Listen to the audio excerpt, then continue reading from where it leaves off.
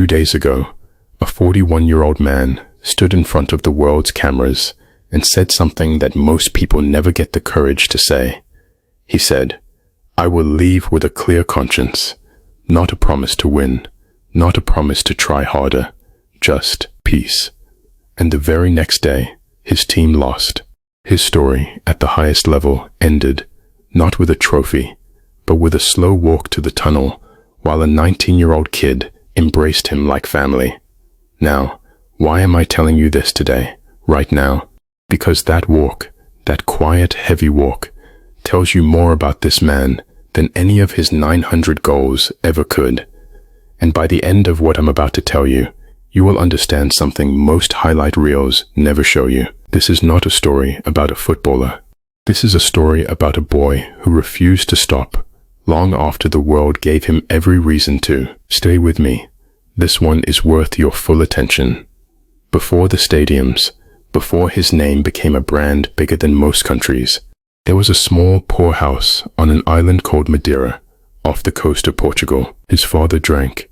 His mother worked long hours just to put food on the table, and there were times, by her own admission, when she wasn't sure she wanted another mouth to feed.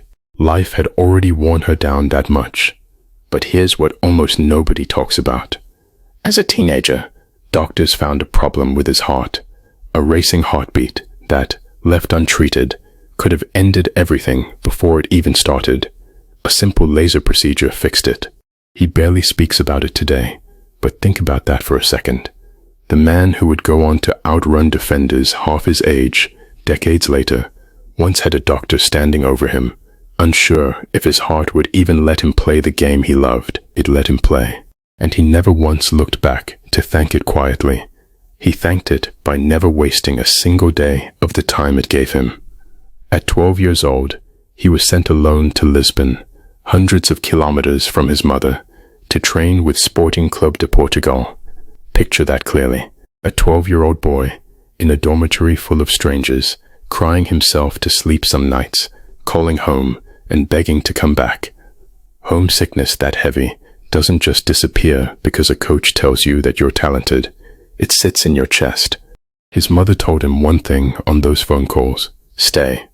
Not because she didn't feel his pain through the phone line.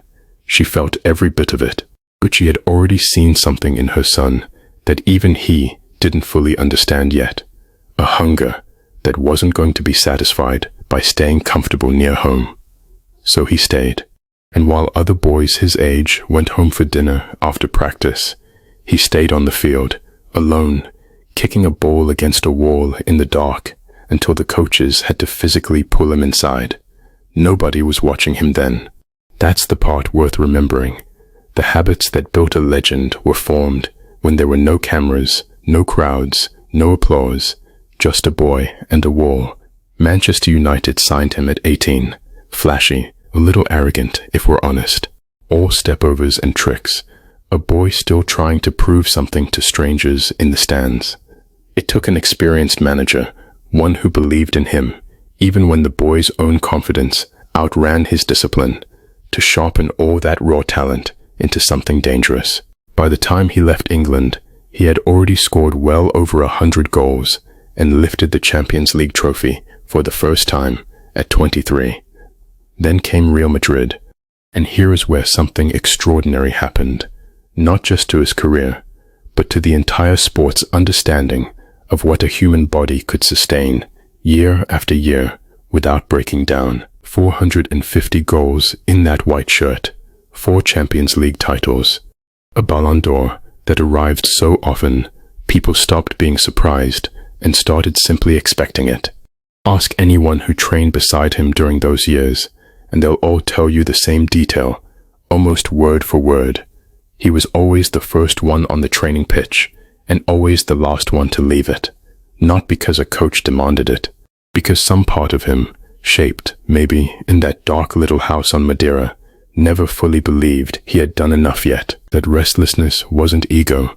It was fear, quietly converted into fuel, one training session at a time. After Juventus came a move that surprised almost everyone, Al Nassr in Saudi Arabia, and immediately the whispers started. People said his story was ending far from Europe's spotlight, that he'd gone there for comfort, for a paycheck, for an easy final chapter before retirement. They were wrong, and he made absolutely sure the world knew it. He kept scoring. He kept training like a 20-year-old trapped in an aging body that simply refused to slow down. Every match, no matter the size of the stadium, no matter how many cameras were pointed at him, he played it like a final, because to him, it never stopped mattering, not for one single game. And that, more than any statistic, might be the real secret behind this entire story. Talent is common. You'll find it everywhere. Discipline that never gets tired, year after year, decade after decade, that is rare. Now let's come to right now, to this very week, because this part of the story is still warm. It happened only yesterday. At 41 years old, he stepped onto a World Cup pitch for the 6th time in his career. 6 World Cups. No man in the history of this game has ever done that. 23 years wearing his country's shirt, 232 appearances, and still, at an age when most men have long since retired and started coaching their grandchildren's weekend matches, he was out there, chasing a ball like it still owed him something. He scored twice against Uzbekistan, becoming the oldest player to score a brace in a single World Cup match.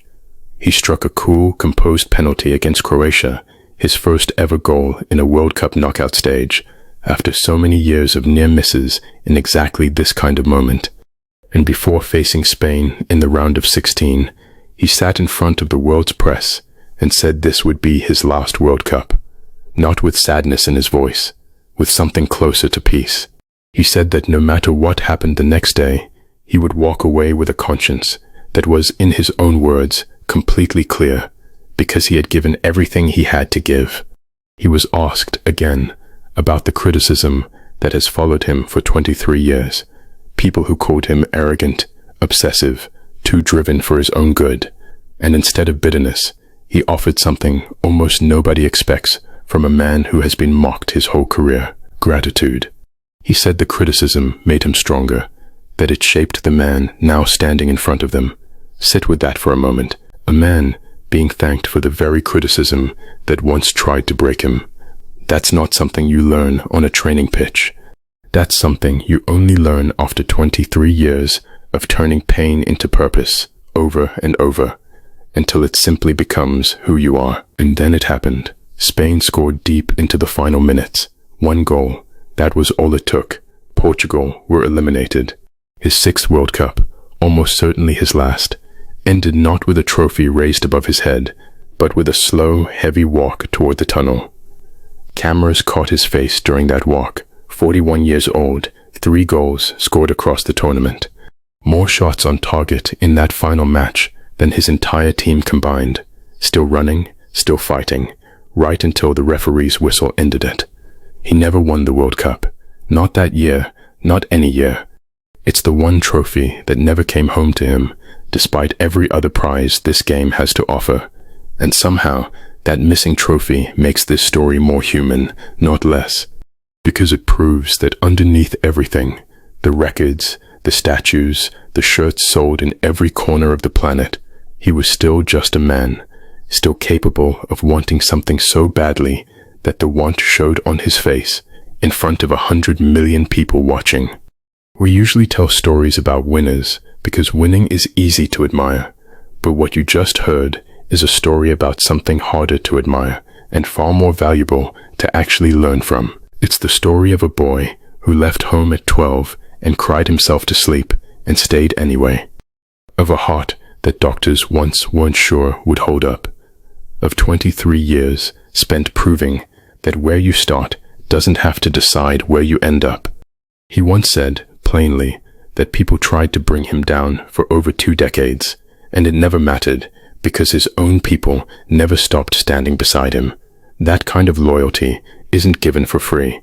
It's built one difficult year at a time, through every single moment nobody was there to see. History will remember his name for the records, but what's worth carrying with you is something much smaller than that. Greatness was never something he was born with. It was something he built quietly for 23 years when nobody was watching, kicking that ball against a wall one more time, long after everyone else had already gone home. That's the story.